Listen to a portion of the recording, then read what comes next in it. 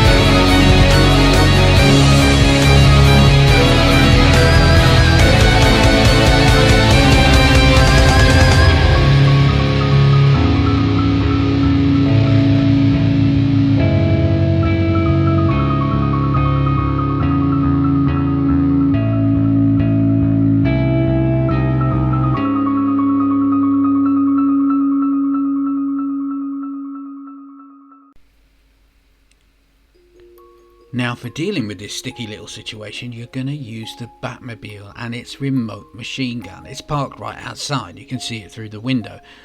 The Arkham Knight will of course escape. This is not your time to face off with him, so you just need to take out the thugs and use your new attack mode.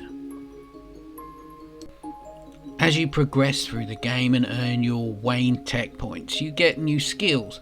Try to learn how to use these skills, for example locking onto another target while you're in the middle of a battle with an existing target is not necessarily the easiest thing to master. Once you've dealt with all of the thugs, go and talk to the Ace Chemical worker. He will give you a bit of valuable information about where Scarecrow is located within the building. Then take him back to Commissioner Gordon and get on with your search. Barbara and Jim will help you as much as they can, and really it's a case of using the Batmobile to figure out certain logistical problems and puzzles. How are you going to get from one part of the building to another? Barbara tells you that you need to blast your way through this wall, but there isn't a huge amount of assistance given. You have to work out a lot of the stuff for yourself, and it can take some time, and I've made it look a lot quicker than it was for me. This is not my first playthrough of this game. It's quite an old game and I've played it a number of times, and this is really it's me having to look somewhere deep in my memories to find how I did these missions the first time. Once you're inside the building, you're going to take on some of the armoured vehicles, and they're not hard once you've done that a few times. And then I'm faced with a huge expansive area where there are a lot of automatic weapons that are sort of trained on certain areas, and there are a lot of guards walking around, and I need to take out a lot of the sentinel guns. And you can do this underground, and again it's that fear takedown that you've learned how to jump up and surprise someone, and you have a few seconds while they're trying to figure out what's going on, and you can use that precious time to take them out. Then wander around and take out all of the guards who are moving the chemical cylinders. And this took me a little while, but eventually once you've cleared everybody out, you go face to face with Scarecrow, who's in the interior of the compound.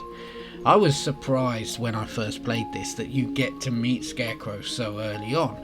I thought he must be the main protagonist here. Why am I having my opportunity to face off with him? And something told me that, well, I'm not going to get to kill him at this stage. In fact, you do get to rough him up a little bit, but of course he does escape. And he leaves you with a very difficult decision to make. He has already released the toxin, meaning that you now have one opportunity to neutralize the toxin but you may have to sacrifice yourself. This is where the game gets very, very interesting, and it is a super clever game, one of the best games of all time. And why? Because it's so well written. Batman now is looking at the computer, he's trying to figure out how to release the cylinders so that he can interact with them, and there are 4 of them, and you simply need to remove them from their casing and pull them across the room and place them into a neutralizing cylinder. It sounds simple, right? Well, it's not. And I got 3 cylinders in, and as I was trying to interact with the 4th cylinder, guess what happened? The gas had started to leak. The toxin is interacting with me. Surely that's the only explanation, right? Well, let me know what you think. Keep an eye out for the next video coming soon.